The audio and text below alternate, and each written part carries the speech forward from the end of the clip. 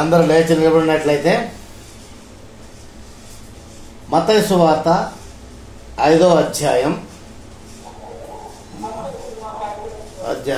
1 నుంచి 12 వచనములు చదువుకున్నాం. మార్చి చదువుకున్నాం. మత్తయి సువార్త 5వ అధ్యాయం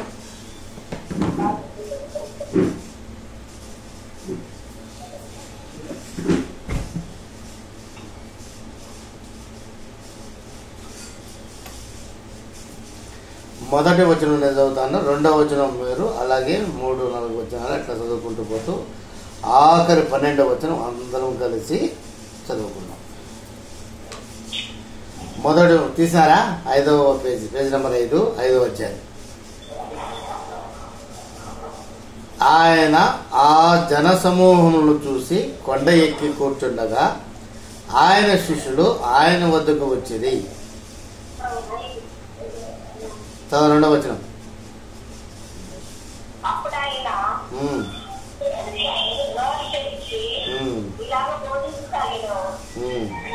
ఆత్మ విషయమై దీనులైన వారు ధన్యులు, పరలోక రాజ్యం వారిది.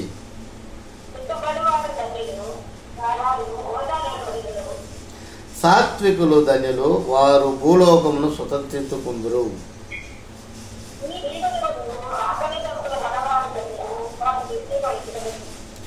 కనికరము గల వారు ధన్యులు, వారు కనికరము పొందుదురు.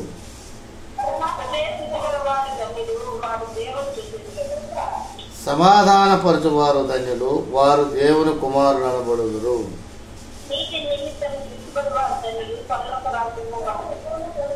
నా నిమిత్తము జనులు మిమ్మును నిందించి హింసించి మీ మీద అబద్ధముగా చెడ్డ మాటలు మాడుకున్నప్పుడు మీరు ధన్యులు.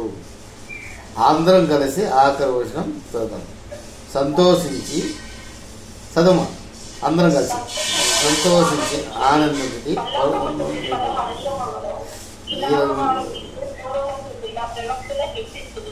చాలా కూర్చోండి, చిన్న ప్రార్థన చేస్తాం. మహాప్రజల పరలోకం తండ్రి, మహోన్నతుడా, సర్వాధికారి, జీవం గల దేవ, జీవాధిపతి అయా, మరొకసారి ఈ యొక్క ఉపవాస ప్రార్థన కొడికి సాలే ఆరాధనలో కూడి మిమ్మల్ని స్తుతించుటకు, ధ్యానించుటకు, కీర్తించుటకు ఇచ్చిన సమయాన్ని బట్టి మీకే వందనాలు. వచ్చి ఆసక్తితో వచ్చి పాల్గొన్న ప్రతి ఒక్కరిని పేరు పేరుని ఆస్వాదించండి. వారి అక్కలను తీర్చండి, వారి క్రియలను సఫలపరచండి, వారికి సంపూర్ణ ఆరోగ్యం దయచేసి, అలాగే మీ యొక్క పరిచయం కోసమే, మీ యొక్క ఉపవాస ప్రార్థన కోసం, ఆదివారం ఆరాధన విషయంలో సంపూర్ణంగా వాళ్ళను ఆత్మీయతో నింపి మీ యొక్క ఆత్మ ఫలాలు పొందడానికి తగిన శక్తిని, జ్ఞానము దయచేయమని నజరేయుడైన యేసుక్రీస్తు యొక్క అతి పరిశుద్ధ నామమున అడిగి వేడుకుంటున్నాం తండ్రి, ఆమేన్. ఇక్కడ 5వ అధ్యాయంలో మొదటగా ఆయన అంటే ఎవరు? అక్కడ ప్రభువైన యేసుక్రీస్తు. ఆయన అంటే ప్రభువైన యేసుక్రీస్తు స్వయంగా నోరు తెరిచి ఈ భూలోకంలో ఉన్నప్పుడు 2000 సంవత్సరాల క్రితము ఈ భూలోకంలో ఉన్నప్పుడు ఆయన స్వయంగా ఆయన నోటితో పలికిన పలుకులు.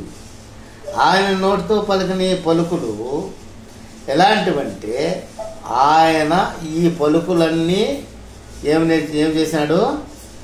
ఈ లోకములకు వచ్చిన తర్వాత మానవ శరీర అవతారంలో ఇవన్నీ ఆయన నెరవేర్చినాడు. చేశాడు మొట్టమొదటిగా ఏం చేశాడు ఆయన?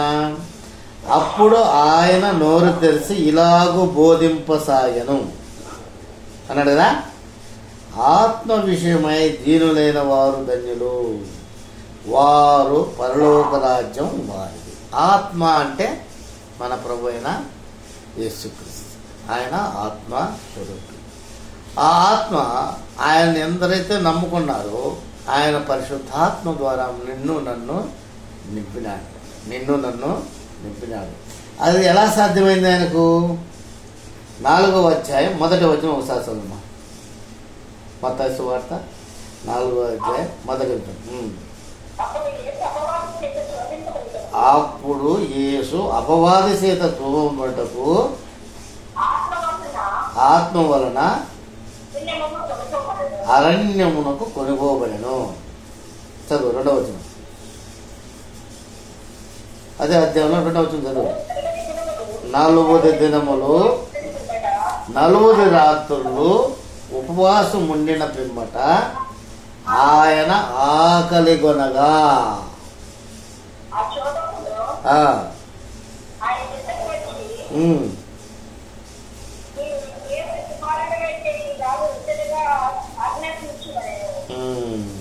చూసావా?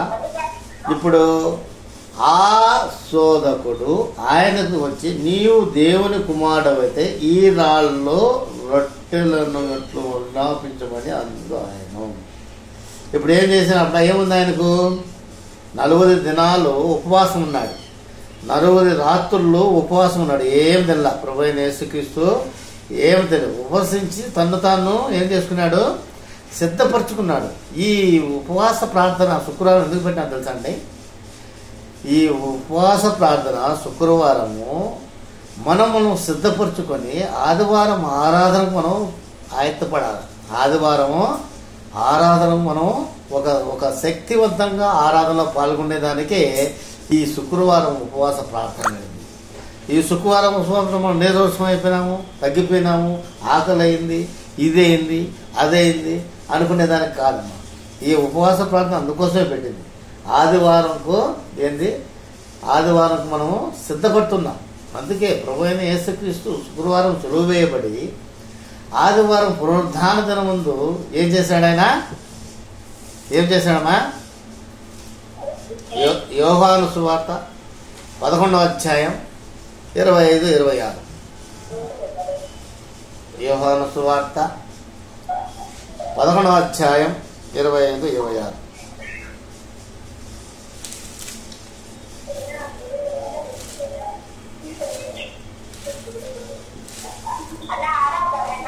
ఆ 11వ అధ్యాయం 25-26.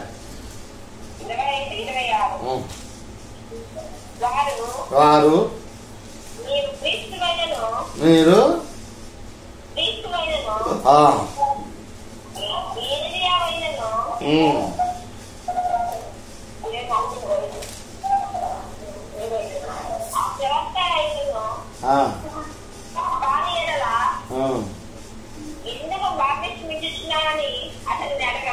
ఏం చెప్తాను? యోహాను సువార్త 11వ అధ్యాయం 25వ వచనం.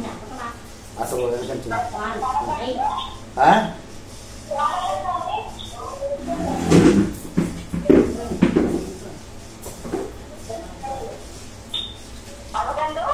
పదకొండు 25-26. అందుకు యేసు పునరుత్థానమును జీవమును నేనే, నా యందు విశ్వసించువాడు చనిపోయినను బ్రతుకును, బ్రతికి నా యందు విశ్వసించువాడు ఎన్నటికీ చనిపోడు. ఈ మాట నువ్వు నమ్ముచున్నావా? అదే నా క్వశ్చన్ ఈరోజు. ఈ మాట నువ్వు నమ్ముచున్నావా? అదే క్వశ్చన్ దేవుడు ఆమెను అడిగినాడు. పునరుద్ధానమును, అందుకు యేసు పునరుద్ధానమును ఎవరితో మాట్లాడుతున్నాడు? మాట్లాడినా మార్తతో మాట్లాడుతున్నాడు డైరెక్ట్. ఎవరితో? మార్తతో. యేసు వచ్చుతున్నాడని విని ఆయన ఎదుర్కొని వెళ్ళగోరి మరియ ఇంటిలో కూర్చుని ఉండని మార్త యేసుతో, ప్రభువా నీవు ఇక్కడ ఉండినేలా నా సహోదరుడు చావకుండాను, ఇప్పుడైనాను నీవు దేవుని ఏమడిగిన దేవుడు నీకు నగ్గించిన ఎరుగుదలను. యేసు నీ సహోదరుడు మరలా లేచునని ఆమెతో చెప్పగా మార్త ఆయనతో, అంత్యకరమైన పునరుద్ధానం లేచునని ఎరుగుదము అనెను. ఈ విషయాన్ని ఎవరి గురించి చెప్తున్నాడు? చనిపోయిన లాజరు గురించి చెప్తున్నాడు. చనిపోయిన లాజరు గురించి. మనమంతా ఎలా చనిపోయినాం? మనమంతా బాప్తిసం తీసుకొని చనిపోయినాం. మనం ఏం తీసుకున్నామో? బాప్తిసం తీసుకొని మనము దేవుని యందు చనిపోయినాం. దేవుడు మనకేమిచ్చినాడు? ఇప్పుడు నూతన జన్మ ఇచ్చినాడు. ఈ నూతన జన్మ మనకు ఈ జన్మలో సావులేదు. అదే చెప్తున్నాడు ఇక్కడ. ఏం చెప్తున్నాడు? యేసు పునరుద్ధానమును జీవమును నేనే, నా యందు విశ్వసించువాడు చనిపోయినను బ్రతుకును. ఆయన యందు విశ్వసించిన శారీరకంగా మనం చనిపోయినా కానీ మనం బ్రతుకుతామంట. రెండవది ఏం చెప్తున్నాడు? బ్రతికి నా యందు విశ్వాసం ఉంచినను ప్రతి వాడును ఎన్నటికి చనిపోడు. సో ఇక్కడ మనకు మత్తయి సువార్తలో ఆయన ఏం చెప్తున్నాడు? ఆ సాతాను ఏం చెప్పింది? రాళ్ళను చూసి రొట్టెలు చేయబడింది. ఇప్పుడు ప్రభువు దానికి ఆన్సర్ ఏమి ఇచ్చాడు? అక్కడ నాకు ఆకలిగా ఉందయ్యా, నువ్వే రొట్టెలు చేసి పెట్టు, నేను తింటాను అన్నాడా? 40 దినములు ఉపవాసం చేశాడు. 40 రాత్రులు ఉపవాసం చేశాడు. అయినప్పటికీ ఆయన ఇప్పుడు ఎలా ఉన్నాడంట? ఆకలి దప్పులతో ఉన్నాడు. ఎవరున్నారు ఆకలి దప్పులతో? మన ప్రభువు అయిన యేసుక్రీస్తు ఉన్నారు.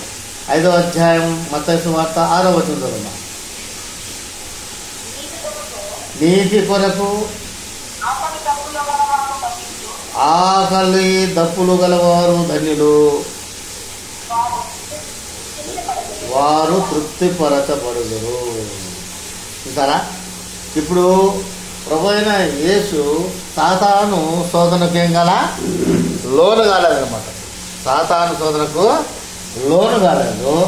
అందుకని ఆ సాతానికి ఏమని ఆన్సర్ ఇస్తున్నాడు చూడు అక్కడ, చదువుమా 3వ వచనం. ఇక్కడ కాదు, అదే 4వ అధ్యాయంలో 3వ వచనం.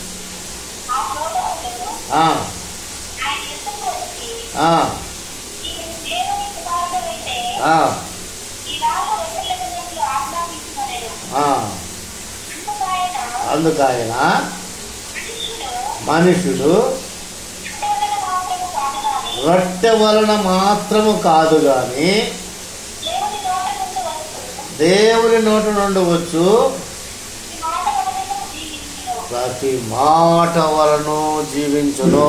ఎందుకు ప్రతి మాట వల్ల జీవిస్తాడు ఆయన?